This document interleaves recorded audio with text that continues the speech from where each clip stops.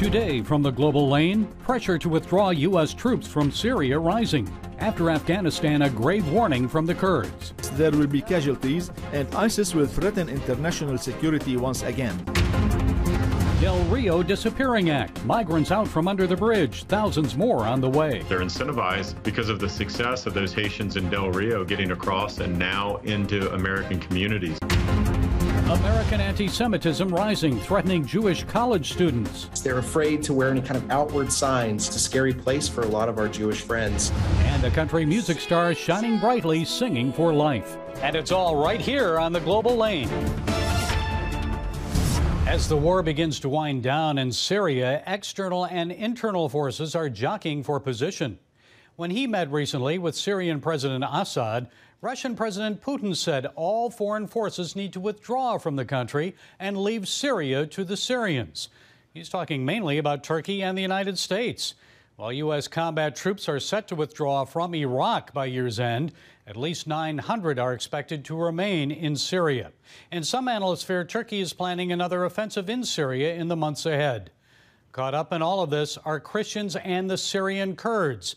Well, joining us from Washington are Nadine Mayenza. She is chair of the U.S. Commission on International Religious Freedom. And also with us is the co-president of the Executive Council of the Autonomous Administration of North and East Syria, Ilhan Ahmed.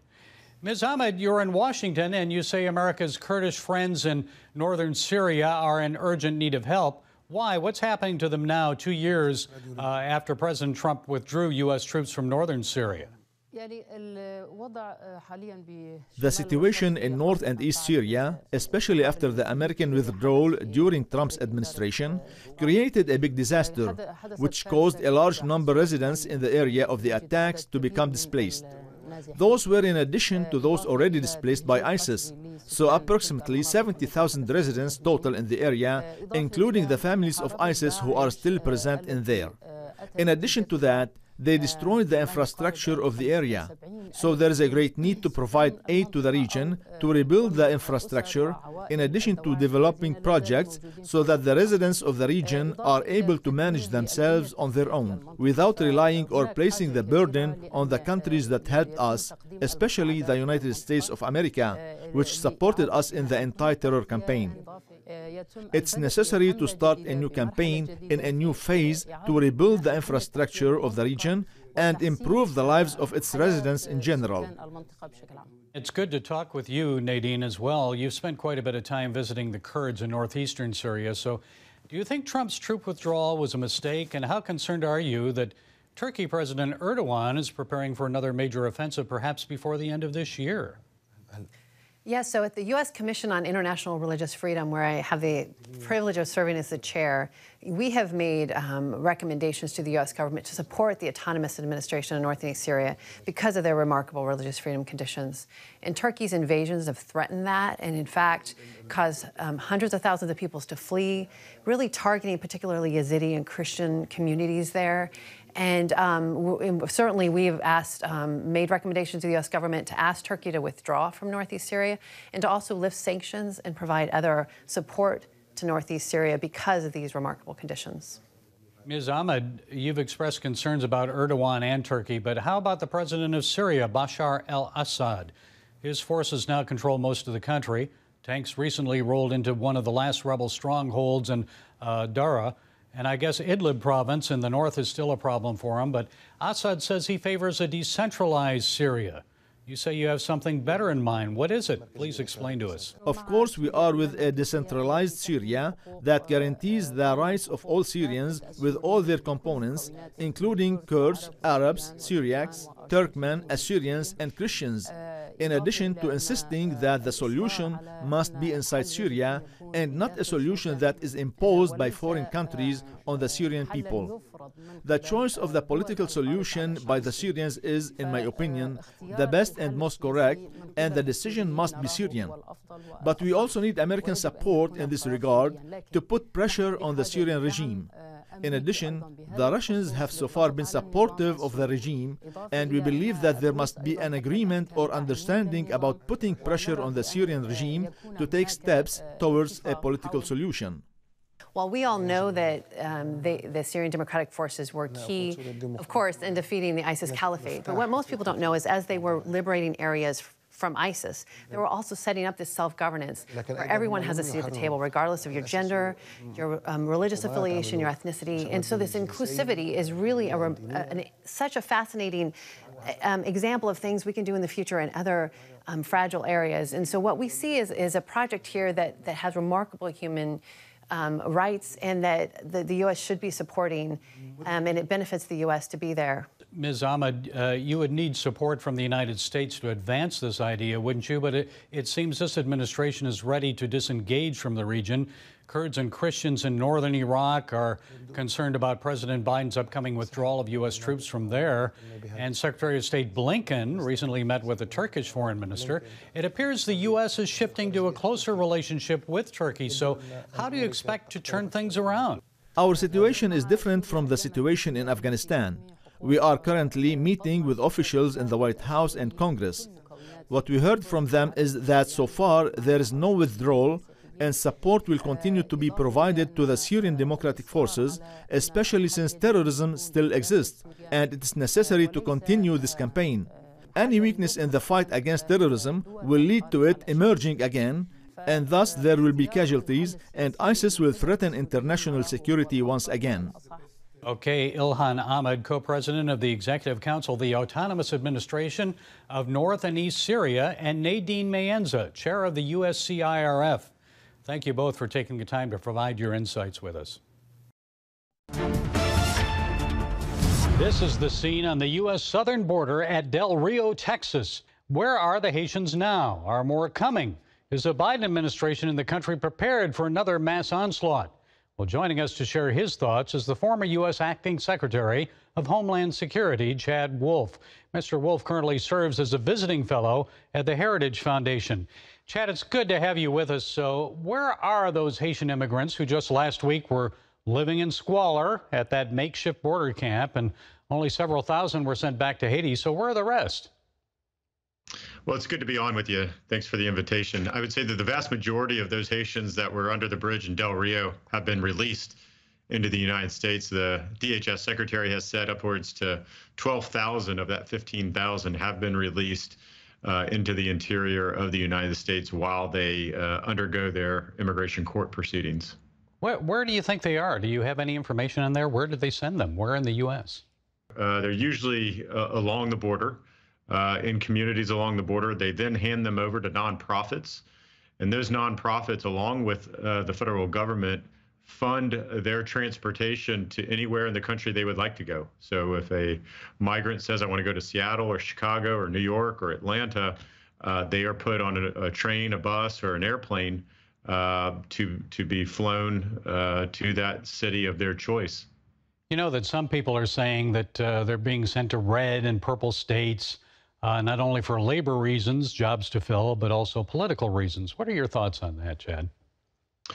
Yeah, I don't know that I would agree that it's being done for political reasons. It's certainly for economic reasons. Most of these migrants have a place in mind that they want to go. They usually have family in those places and they usually have some type of employment or a job lined up as well. So a lot of these migrants know exactly what they're doing as they cross that border, as they're being released into communities. They know exactly where they want to go and how they get there. Many Americans are outraged that they may lose their jobs because of the federal vaccine mandate, yet migrants entering illegally into the U.S. are being allowed in without any vaccine required. So what have you learned? Have any of them been tested for COVID-19, other health issues?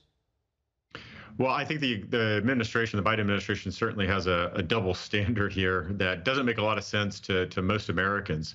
Not only do you have hundreds of thousands of folks coming across that border every month, there is no requirement for a vaccine. They have a choice. So the migrants have a choice, but some American citizens have no choice. And the Border Patrol, we're hearing today, will be required to take the vaccine or perhaps risk losing their job by November. That's just in several weeks. So think about that. You have law enforcement officers that are dealing with these migrants and coming into contact with these migrants every day. The migrants have a choice on whether or not to take the vaccine, but the Border Patrol and law enforcement don't. I don't know why anyone would want to be a Border Patrol agent at this time. It's just crazy the way they're treated. using reins on a horse, and then they come out and say, oh, they're whipping them. Obviously, they've never been on a horse before. They don't know what reins are all about. Well, how likely is this that we're going to have another crisis before winter sets in, that this will just keep on going? Well, I think you have to plan on that there will be another caravan or two that come to that border. I think they are incentivized, they being the traffickers and the smugglers, as well as the migrants themselves. They're incentivized because of the success of those Haitians in Del Rio getting across and now into American communities. So they see that it can be successful. I think it's the Biden administration's job right now to break up those caravans, and they need to do that by working with Mexican officials and others. But they also need to do that by not only the messaging, but the policies they put in place. And right now, they are encouraging not only families and minors to come across that border because they've told them you won't be removed. There will be no consequence for your illegal activity of coming across that border.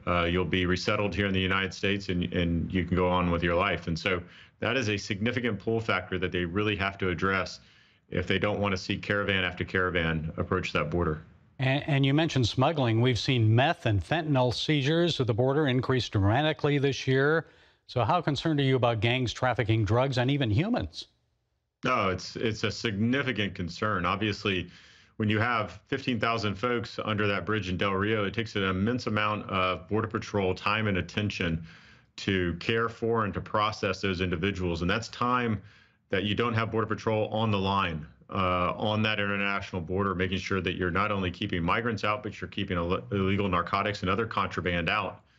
And so when you have something like Del Rio, it just sucks up all the resources, and that leaves a void for the cartels. And we have to remember that each of those 200,000 individuals that crossed that border in the month of August paid the cartels between $5,000 and $10,000 each. So that's millions of dollars a day that the cartels are reinvesting into their criminal enterprise. And so it's only making them more bold and stronger by the day. And Chad, before you go, I've got to ask you about Afghan refugees. Thousands are being brought to the United States. How confident are you that they've been properly vetted, that we won't be letting in some Taliban or other terrorists? Well, I've got some real concerns about the manner in which the administration not only withdrew from Afghanistan and Kabul, but the manner in which they're trying to vet all of these individuals. You have to remember that the vast majority of folks that they have brought back to the United States are not SIV holders. Those are the special immigrant visa holders. We actually know, or we actually have a lot of information about who they are because they worked with the U.S. military. The vast majority of folks that we have brought into the United States and paroled into the United States are just normal, regular, everyday Afghans who wanted to leave. We have very little information, and so it's actually very difficult to do proper background and vetting checks on these individuals. And of course, we're doing that on the back end. We're doing it when they're already here in the country versus doing it overseas at a safe third country. So I've got some real concerns about the manner and the speed of which they're trying to do these background checks. The system's not designed to do it in the manner in which they want it to be done. And so I think corners will be cut, and we're going to miss things. And it only takes one or two bad individuals to have something significant happen here in the homeland. Chad Wolf, former U.S. Acting Secretary of Homeland Security, visiting fellow with the Heritage Foundation. Thank you, Chad. We appreciate you sharing your time and insights today. Great. Well, thanks for having me.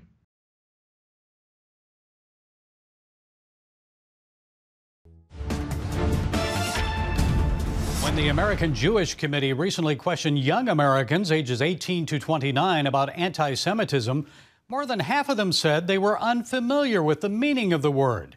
That shocking finding comes as anti-Jewish and anti-Israel sentiment proliferates on American college campuses and even in the halls of the U.S. Congress.